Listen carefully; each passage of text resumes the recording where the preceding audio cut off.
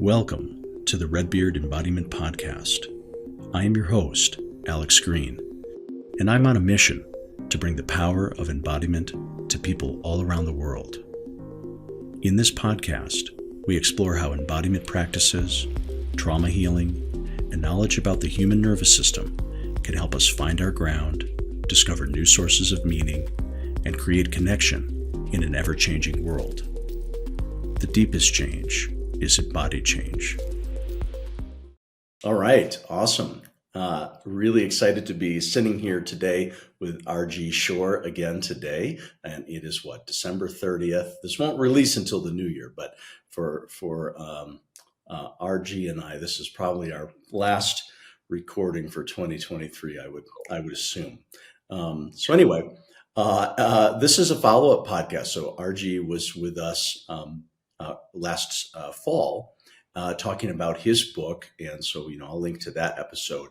But I wanted to do a follow-up conversation with RG about just sort of following his journey of his first book. Just as a quick review, it's the title of his forthcoming book is The Ocean Inside Me, a spiritual memoir on healing racial trauma. And I'll let RG tell his story here about, the book. But it was a book that really captivated me, both the story behind it and even the process of being a first-time author, publisher, and things like that. So anyway, so today's conversation is just to sort of catch up with RG, see where that project is going. He's also kind of put forward some new things recently through his not-for-profit business, Northwest Wisdom, based in near Corvallis, Oregon. So anyway, RG, happy to sit down with you today and catch up on all the latest. It's always great seeing you, and always great, following your Instagram and social media, seeing who you're interviewing, and yeah, what a blessing and what an honor to just get to sit on this couch with you and be able to just enjoy a Saturday morning. I wish we were actually hanging out. This is pretty good. Yeah. I appreciate virtual technology these days, but our walls are similar colors and maybe even our couches. So I'm tricking myself into believing you're just. Yeah, here we are. Yeah, exactly. Well, I've told you my family is in Eugene, Oregon. So someday, we didn't make a family trip this year, but we will next year. And so you and I will get to hang out in person soon enough, I believe. I cannot wait. Yes, Eugene is one of my favorite places. It's where I went to college. So yeah, that's right. Yeah. Very cool. So I'm very aware of just Eugene life, and we'll make it happen. So yeah, I'm RG Shore, and it's just been an honor, getting to know you these last year and a half or so. And as you mentioned, I have a book coming out that I've been working on for a little over a year now, and it's called The Ocean Inside Me, and it's a spiritual memoir on healing racial trauma. And it's about me being incarcerated. I was incarcerated for almost 3 years in an almost all-white prison. And as you can tell, I am not white. I am a person of color. And so that really, was, to say the least, an interesting experience and a hard experience. And so the juxtaposition was that's how I learned to heal my trauma and release trauma, was actually while I was incarcerated. And the only way I learned to do that was to go into my body, because when you're in prison, where else can you go? And so it was like, I have to stay safe. That was kind of my number one priority on just a physical survival level. Right. So it was like, really, my body is in heightened state of survival mode. And I'm also wanting to discover the wounds within me to figure out, all right, how do I heal? How do I work on myself? And so in prison, it was like, yes, first stay safe. And then second, how do I address these wounds? And I had no one to guide me except for my very uncomfortable prison bunk and headphones. And so when you're in prison, you're surrounded by people you don't necessarily want to be surrounded by. And so letting that ego go, letting sort of the idea of having no control over anything go. Um, but one of the ways that I was able to mitigate some of the cacophony was I bought a pair of prison headphones, really cheap plastic crappy things that look like they're from the early 90s, and a transparent radio that only gets whatever radio signals are near the prison. And I would just turn on white noise to just kind of drown out what I could. Hmm. um, and that's how it all started. I was like, I need something to give me a little bit of relief from the stuff going around me 24/7. Right. And so it was through this radio that I started tuning into this white noise, and this white noise sort of was like a rhythm, a rhythmic drum beat or something. It was lulling me into a deeper state of something, of flow within me. Hmm. And that's kind of how it all started. And then over, the book makes it sound like it's happening really fast, but I was almost in prison 3 years. So this is a very long, Hmm. gradual process, as is the healing process. Hmm. It's gradual, it's never just overnight. And so, but the more I practiced these methods that I was teaching myself and learning from myself, the sort of deeper I went into my body, Hmm. to a point where I was encountering younger versions of myself. Now, one of the most interesting things I think in hindsight is I had no knowledge of this, but this is essentially internal family systems, right? IFS. And Hmm. so I'm kind of discovering it firsthand for myself without any knowledge. Hmm. And I'm using different words. So I'm Right. using spiritual terms and terms that I'm familiar with because I have a bachelor's degree in religious studies, and I'm a spiritual person. And so I Hmm. took what I knew and I applied it to what I was learning and discovering. And then Right. I got out of prison and discovered this is not, I am not a genius. This is a No, whole field. I'm, I'm not sure you're not a genius, but yeah. Well, thank you. I mean, it was very humbling to be like, oh yeah, there's a whole category section at Barnes and Noble on this stuff, Uh, So, yeah. Yeah. but that's kind of the basis of this book was, okay, Yeah. I'm learning to release trauma through visual meditation. Hmm. And so you had asked, um, you know, just what that was or what that process was like. Um, Right. and so visual meditation, I believe, was sort of my saving grace, right? I mean, when you're surrounded by, like, white supremacists and neo Nazis and people calling you terrible things, and there's an energy, right? There's a very Yeah. real energy that you're being sort of swept up into. Yeah. It's kind of like if you've, ever gone home or gone somewhere and someone's really really angry, and you walk into the room and you just feel that, like, you're like, Mm. oh, yeah, you're just like, Yeah. uh-oh, something just happened here. That's essentially what it was like all the time, but times 10 or 100 or 1,000. So Yeah. it Yeah. was very much like, I need something to protect me from this energy. And so I Mm. think the reality that I didn't have any exposure to mountains and trees and things that really can ground someone, like going for a hike or whatever, and you're stuck around this stuff. Mm. I think my imagination pulled something out of me to Mm. allow me to go deeper. And so the visual meditation, I felt, was like my own, spirit providing me. Providing you what you couldn't get externally, so it offered it to you internally. Yeah. Yeah. And and I don't think you have to go to prison to do it. So, I think that's the reality, is like, there are a lot of people, including my wife, who just meditation isn't necessarily, just sitting still isn't necessarily for them. They need something, right? And my wife is a yoga instructor, and so she moves through the body. So there's tons of different techniques and tons of Yeah. different methods to get you to where you need to go. And Right. this is just one of Yeah. those methods that I Yeah. think. Well, so in a like Well, and so you recently launched a video course, a masterclass Yeah, on Udemy, and I haven't gone through the whole program, but I got to yeah, see some pieces of it that you sent me before it was released, and it's about visual meditation. And what I was curious about is, as you're now and I know this comes up in your book, and we'll loop it back to the meditations offered in your book itself. But as you're now kind of teaching, some of the skills, what strikes me is, there was, from reading your book, there was this, pretty organic and intuitive unfolding. You didn't just say, "All right, you know what, this environment sucks.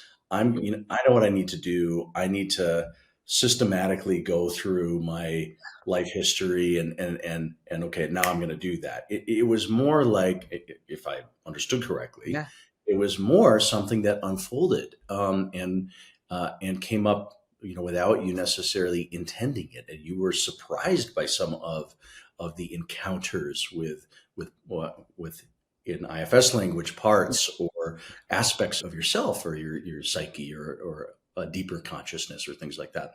But so what I'm curious about now, that you're offering what you've learned to others, is there a tension between sort of what happens spontaneously versus, somewhat of a structured approach? How are you handling that as you're teaching it to others now? That's that's a brilliant question, and I feel like we should end the podcast now, because that's just such a good question. I'm kidding. I think I think what I tell my clients and people I work with is I'm just here as a conduit, right? Mm, So I'm just here to provide you the safe space. mm, You're the one who does the healing. mm, And in saying that, what I'm saying is, above all measures and techniques and methods and tools, trust your body. mm, So, yes, these things are here to help guide you. They're here because we want you to heal. And if it's no use to you, then let it go.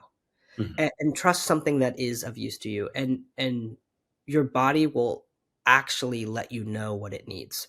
mm, I often tell people there's nothing you haven't gone through that your body hasn't also gone through. Um, and mm. so trust he or she or they, Yeah. um, whatever pronoun you would like to use, is your greatest partner and your greatest ally. And Mm, so trust that, and that's an intuitive trusting, because I can't go into your body and be like, "This is what your body's telling you." You have to, you have to listen for yourself. And so the techniques that I teach is, first, well, how do we even begin to notice, right? If we right. don't noticing these patterns, then we don't even know whether or not our body is telling us anything. So Uh-huh. that's sort of the first thing. But to answer your question is, like, Yeah. the methods work. They really do work. And the greatest teacher is your own body. So trust your Yeah, yeah. body. Well, so you've honed in on this visual piece, Yeah. and I assume that's kind of your naming, because Mhm. for you it was quite visual in nature. Both, the encountering younger parts in scenes like in the cafeteria at middle school, or Mhm. times when you went to the riverbank in a part of Oregon that you knew well. So there was this immersive quality, in a visual sense, and so that comes through strongly Mhm. in how you. And so I kind of hear two things: that there's, like, yes, your body is part of, guiding you, is what's allowing this, state, of useful meditation healing to emerge, but that the visual component, or an imaginative piece, was pretty strong for you. And Mhm. so like in your masterclass, for example, how are you framing that for people? About how do they conjure up a visual scene? Mhm. Do they sort of just stay open to that? How are you holding that?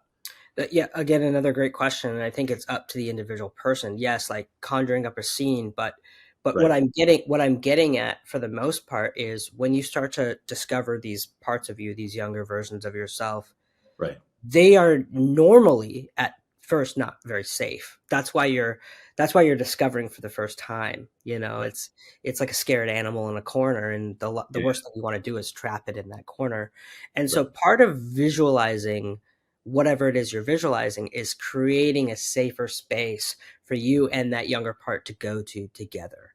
Got And it. so it's like, well, I'm just kind of getting to know you. And when I say you, I'm talking about the younger parts of you, right? Like, so I'm just kind of getting to know you. They might be like, and I address this in my book. The Right. first time I encountered my younger self, he had no idea who I was. You were right. Right. Yeah, Right. exactly. And it's just He was me. shocked. Who's this person? Yeah. Who is this Right. person, right? And it was very an interesting, and I'm deep in meditation at this point, and I'm like, what is Yeah. going on that I'm encountering my younger self, and he has no idea who I am, I am. Yeah. right? Because of the trauma and the blockages and the things that like keep us from Right. having clear Right. communication. And like in IFS language, Mhm. like that's a thing. And the way we might phrase that is, we encounter parts who were formed at a time and place, a period of time, and there's something unresolved. There's something, and from their perspective, when we find them, like you did, from their perspective, they're still in 1998 or whatever the situation is, and Yeah, it's sort of news to them that time has moved on. You're exactly. now 35 or whatever. And Yeah. so the term we often use in IFS is updating. And so when Mhm. and we don't just jump right into updating, we do the relationship just like you did. Yeah. Yeah, you have to find some rapport. It's Yeah. like they're scared, they're bewildered. How do you form a relationship? And then when the time's right, you often would sort of invite them, hey, can I share with you a little bit about me? Are you interested in hearing about, the current version? Yeah. And often they are, Yeah. if some trust has developed. But yeah, yeah. Anyway, I Yeah. still No, I go back mean, to, I'm I had never heard the term updating, so you're updating yeah, me in all this information, and I love it. Like I love learning this stuff, and right, it's fascinating. It's just fascinating. And so exactly, it's like it's gradual. The development of relationship with these parts is yeah, so slow that sometimes when I was in prison, I would see them for 30 seconds and that was too much, right? It was uh like, okay, I'm done. And yep, you can just feel it like I'm okay, like that's enough. yep, And so um part of the visualization piece to get back to your question was I knew that prison wasn't a safe space for present me, right, right? And so right, it certainly wasn't a safe space for these younger parts. right, right, And so it was like, what can I do to create a safe space? And because these younger parts, this is so convoluted, because these younger parts are me, I uh already know what me likes, right, kind of, right? yeah, And so, I mean, yes and no. And yeah, so in going to these places, yeah. it was sort of a win-win because it was creating a safe enough space for my younger Both of you, parts to go, but then yeah, also for my present yeah, self because I couldn't stand where I was either, right? And so, yep, yes, I think the visual meditation practices really help if you are in a position where your younger parts don't aren't really sure or don't really feel safe. It's like, okay, create that safe space hmm, for you guys to both go to. And then hmm, over time, that space is like a meeting ground. hmm, Well, let's go to the river. You don't want to hmm, be here? Let's just go to the river and throw rocks because I know you like doing like skipping rocks, right? yep, And yep, so you're just again you're starting to read the room, so to speak. You're starting to intuit like what your younger part needs, and then you're meeting that younger part where they need to be met. And for right, me, it was like, well, let's go somewhere else.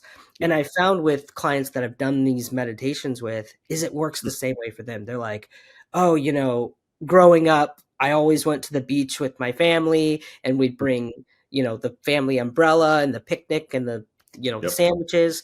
And yep, so when we're doing this, all of a sudden, where they're going, they're bringing their umbrella, they've got their sandwiches, and it's just them meeting themselves, right, right? And so, we draw on our safe experiences if we have any. Right. Um, and those younger parts usually know about those experiences. Right. And so it's common ground for you and yourself, Common essentially. ground. Yeah. Exactly. Totally. Yeah. Really, really, really beautifully described. Um, Super cool. So, um, yeah. Well, okay. So how about an update on the book process? Because when you and I recorded, and I don't know when it was, summer or something like that. Yeah. Um, there was you didn't have the completed title. You had a manuscript. You were sort of figuring out, how am I going to publish this thing, and you've come a lot further from then, but it's not yet published as far as I know. Yeah.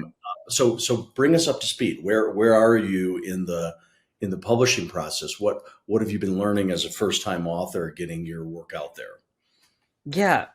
Thanks for asking. The publishing process is a whole world in itself, full Mm, of language and relationships and bureaucratic nonsense. And, it's, I jumped into it sort of head first and kind of just did what I could to research. And, I submitted query letters, which is essentially like you query an agent and you have essentially like 5 seconds, so to speak, on paper to try to mhm, get these agents' attentions. And then you mhm, do the same thing with publishers, right? So it's like you're writing these query letters to these publishers that are, 2 or 3 pages long, and they're going to usually only read the first 2 sentences, yeah, maybe. yeah, Uh, yeah.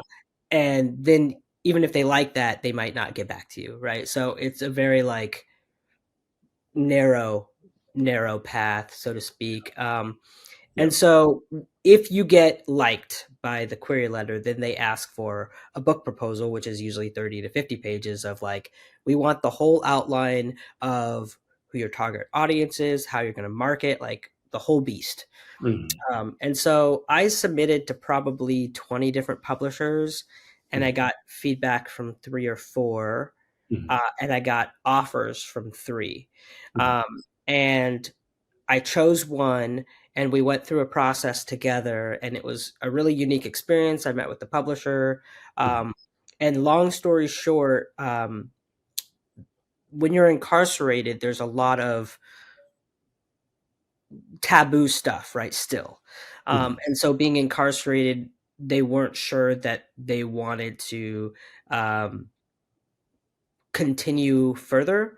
And I felt like that was, You mean that they were like, the stigma of you having been incarcerated, they were not certain that they were that it was a good look for their yeah, company to continue. Wow, that's really surprising to hear. yeah. I mean, Well, it's it, maybe it's not surprising, but to me it's it's surprising. yes, yeah. I That's mean, unusual. Yeah, yeah, it's funny. It's like right.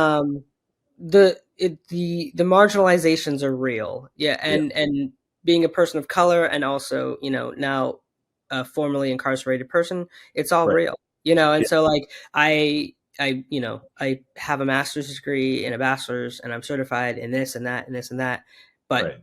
I couldn't get a job, for Uh-huh. almost 2 years after getting out of prison, and Yeah, finding housing, all that kind of stuff, it's harder. is a real thing. And Yeah, so the publishing world is no different in you can. regard to the stigmas and the Mm, I sat with my wife for a long time about that, and it was more like having to release some of that energy, but yeah. trusting that I have a story to tell and it's important, Mhm, and the right people will hear it and the right people will come to know it, and just mhm. kind of trusting that the energy within me is going to draw the energy in others that are ready to support that and hear that story and continue that story forward. Yeah. I mean, it's I do my best always not to victimize myself, but to also be realistic, which is like, yeah, that really is kind of a crappy situation to like go super far with a publisher. And I mean, they got a hold of me, and it was funny because they're a pretty big publisher, Mhm, and they said to me, hey, can we meet? We want to talk about your story. And I was so excited. I was like, oh gosh, what do I do? Like, Mhm. and I went into the meeting, like, what can I do to convince them that this is the right story? And when I Mhm. met them, they were doing the same thing. They were like, what can we do to convince you that that we're the right publisher? And Mhm. so it was a very unique situation because I'm a first time author. Yeah. And from my research, it's like less than 2% of authors get actually published, and then yet alone having publishers fight for you, especially if you don't have an agent. So it was Right. really a unique and interesting situation going from, oh, this is like big, to then, based upon stigmas and whatever else, we can't move forward in this process. Right. Um, Yeah. and so, yeah, it was sad, and having to sit with some of that was tough. But Yeah. then it was like, this is not a reflection of me. This is a reflection of you, and a Yeah. reflection of where we are as a country, that we can't have these conversations still. Right. Um, so Right. it's very interesting. And um, but I will say this, that in sitting and doing a lot of the practices that I preach, I realized that I'm going to continue in self-publishing, um, Mhm. and really have creative control, over what I tell and over my story. Mhm. And that was really important to me, because, not to stick with the publishing world, because it's no one really cares, but the publishing world also is kind of dying, like the traditional publishing Yeah, world. yeah, it's being disrupted. Yeah, it It's being makes disrupted, and so there is, like, from the traditional publishers, like a real, like, we're going to hold on as tight as we can to this thing yeah, that probably should be let go and given to the people. yeah, And so self-publishing is becoming less taboo. I yeah. kind of liken it to online dating, right? Like in the early 2000s, Right, online you didn't dating want to was, admit that you were online dating, and now yeah. it's the How most did you normal. guys meet? Yeah, The library, you know. right. But now it's just normal, and so I think that's where self-publishing is heading. Yeah. And so I think, there are a lot of really, really good books out there that have been self-published, Mm. and the traditional publishers, the bureaucracy that lies beneath that is, we still want to have the reins on this beast. We don't Totally. want to give it to the people yet. And so I was like, Yeah. I know my book's good enough. I know my story's good enough. I'm gonna continue to have creative Take control. take And the reins on this. Well, so something that is, something that's impressed me about you over time, I can share this with you, is, whenever you do something, my experience of you is that you approach it in a really straightforward and comprehensive way. Like you don't seem like the kind of person who sits on an idea, which is a little bit like me, by the way, sits on an idea for 5 years, waits for the right timing. It's kind of like, something I admire in you is you just sort of move forward with things in a really clear way. And the example I'm thinking of right now is, I'm on your mailing list or whatever. And so, you sent out a letter explaining all of this through your Northwest Wisdom community, that, this is where you are in the book process, and we're going to be, and what I liked about, and you're going to self-publish it, and you're in fundraising mode Mhm. through your not-for-profit to Yeah. get this book out there in the world. And it was such a good fundraising letter because it was, uh, because it laid out all these really specific things, like, okay, well, so I'm gonna, to get a Kirkus book review, I need that, and so I'm gonna, it was this really transparent sort of outlining of all the, important pieces that, if a publishing house isn't publishing you, that you will do in order to, have a successful self-published book launch. And I Yeah. was like, wow, like, impressed by, you were not really, okay, it's new path forward, and you're going to do it in as clear and direct a way as I've seen, your other projects. So anyway, yeah. So what I want to include in this podcast, in the show notes, is, I don't know if we can share that exact letter, or just, I don't know if you Yeah. have, That's totally but fine. I want people to, anybody who wants to read more, and who might, because I'm assuming you're still in fundraising mode to help Yeah. Yeah. do all those pieces. Yeah, because, Yeah. I feel invested in you raising the dollars, Yeah. and I've told you that I'm going to make a contribution, Oh, thank because, you. this, we got to get this book out there. So, But anyway, but I Yeah. wouldn't feel that same way if you were just like, okay, I'm gonna like put this on, you know, Yeah. you have a clear plan. And so my thought was, okay, this is, you're not going to be daunted by that a publishing house isn't doing it. If anybody's going to have a successful self-publish, I was like, okay, this is Yeah. going to be happening.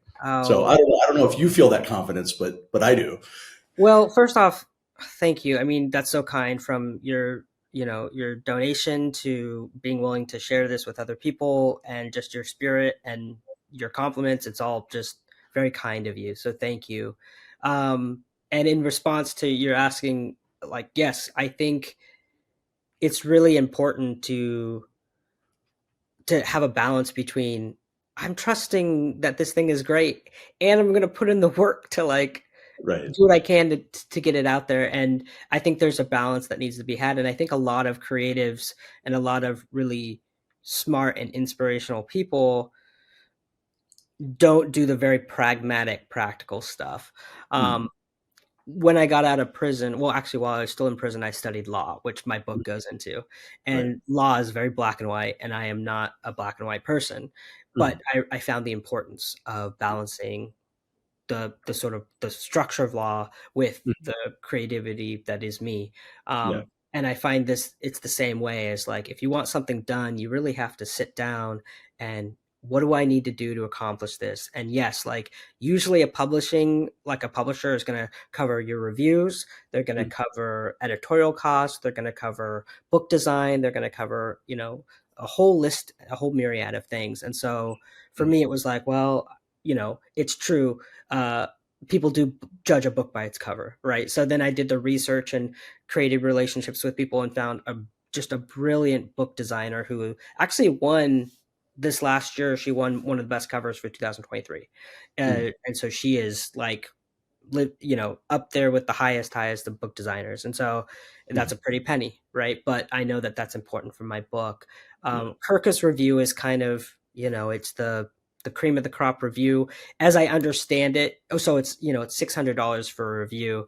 And as I understand it, they write about 200 words or so. And about 10 of those words is actually review and the other is synopsis, right? So it's very like Mhm, hoity-toity, but it needs to get done. As far mm, as my research has shown that it really mm, needs to get done. And then there's a couple other reviews and editorial processes. And anyway, so I knew that I needed to write a list of all the things that are essential for getting it out there.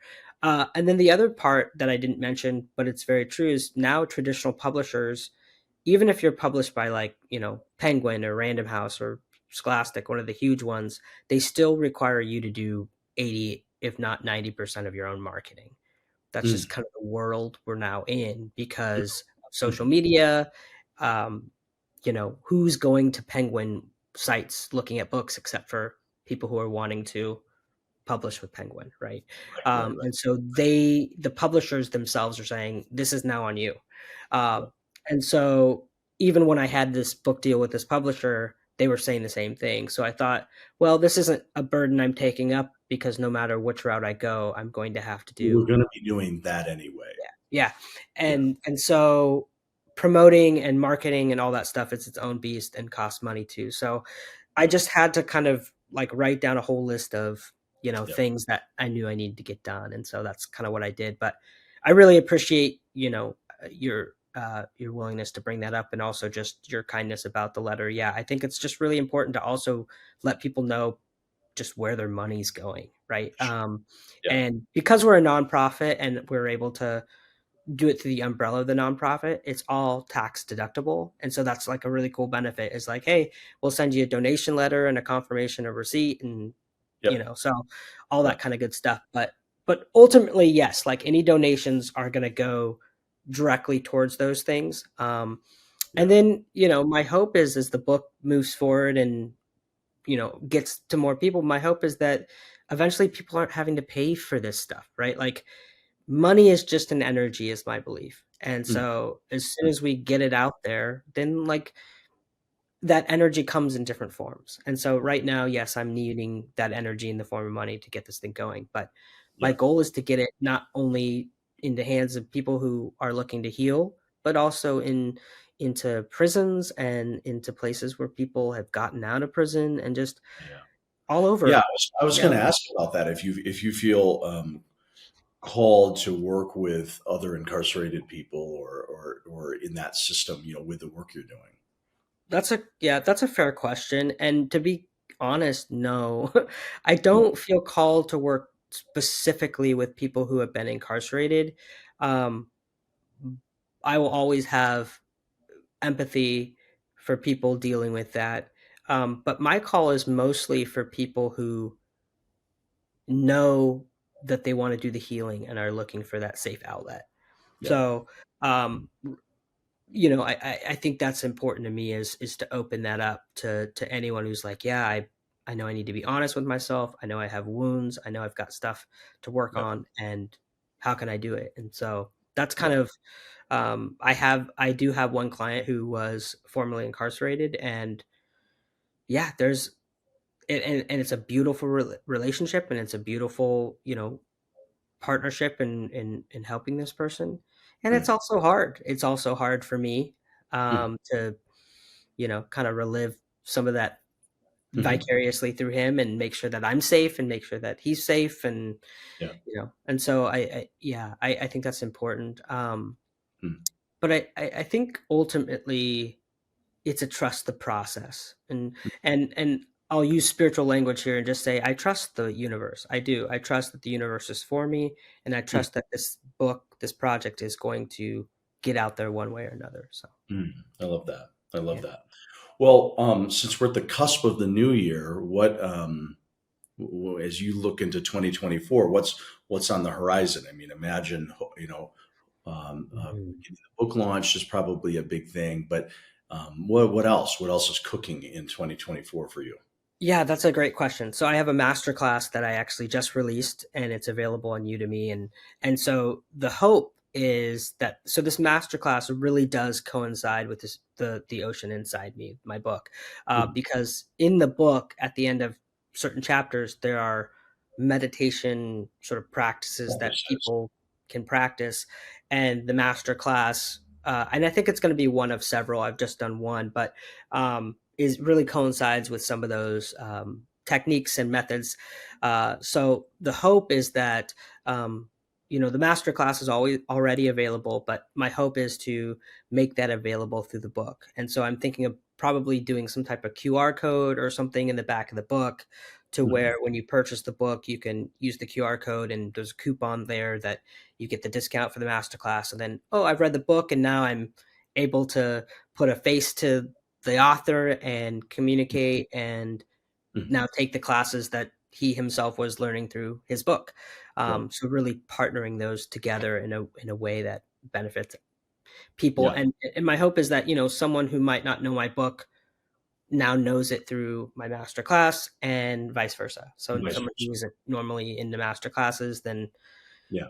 reads my book and is like, oh, that sounds like something I might want to participate in, and then Okay. access it that way. And so kind of launching those things together, I think is really important, giving someone something to continue on with.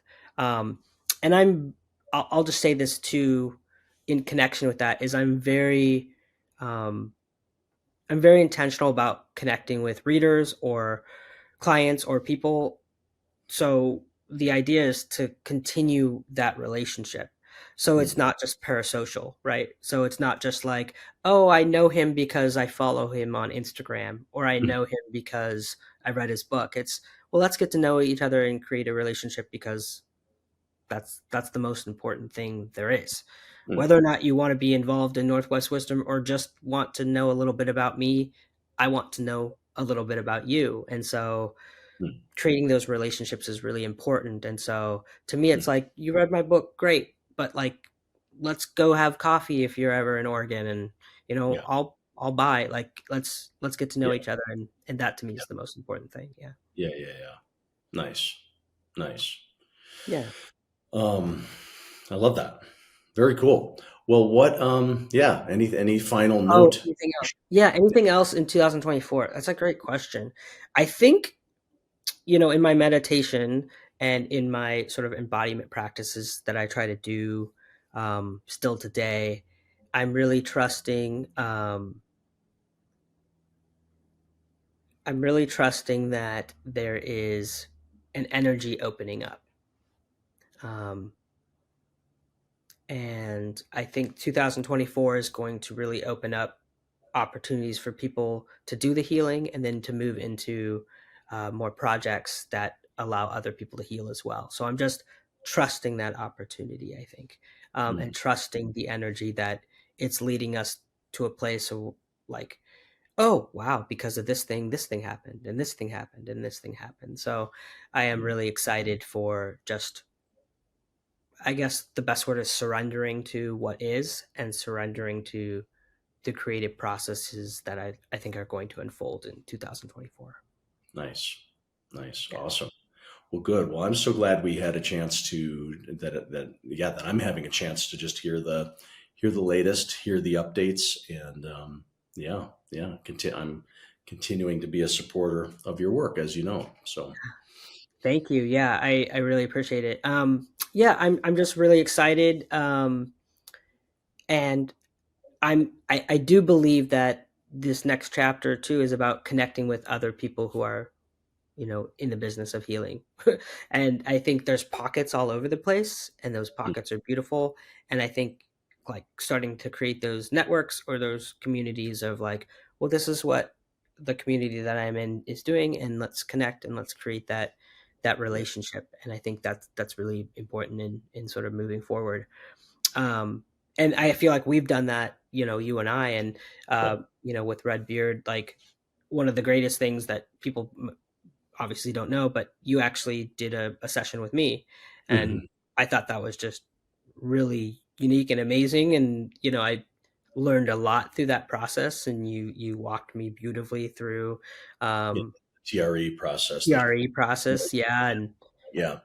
and so it was really unique, sort of comparing the TRE process to the visual meditation process, Mm. because one is quite clearly like, I want to use the right term, like tremors, Yeah. right?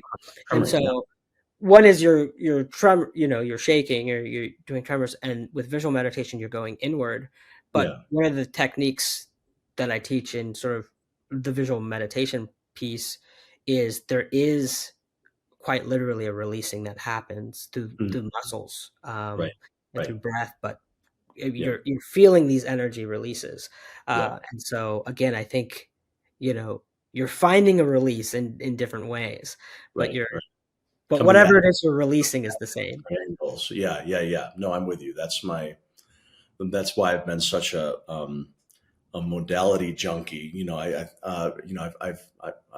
have a compulsion to sort of know every road to Rome. I have to know at least a little bit about it, but I believe the same thing, that there's a lot of ways to do, whether it's healing or just sort of connecting to you know um, our authentic self or Yeah, embodied self, and what helps that at a given time for a given person is different. yeah, And so I like knowing these different pathways and channels, and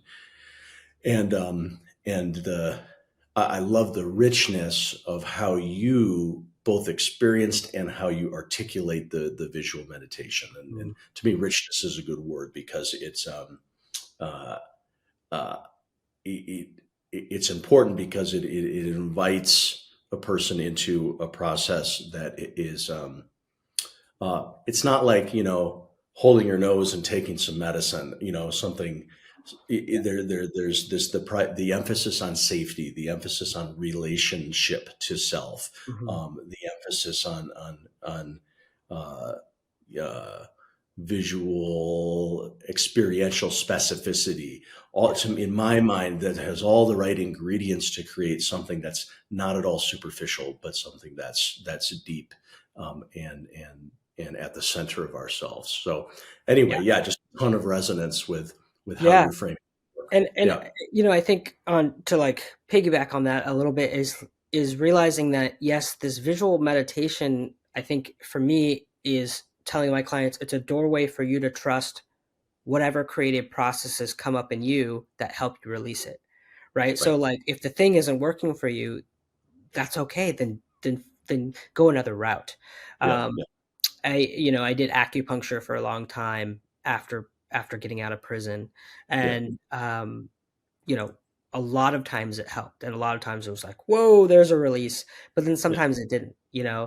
and then it got to a point where it was less and less helping, and so I was needing to find other things, and so Mm. it's an important lesson that releasing trauma is as much a journey as getting to know yourself is a journey, and it's a relationship, and that relationship is sort of evolving over time, and so the thing that might help you in this chapter of your life Yeah. might not help you in the next chapter of your life, and that's okay.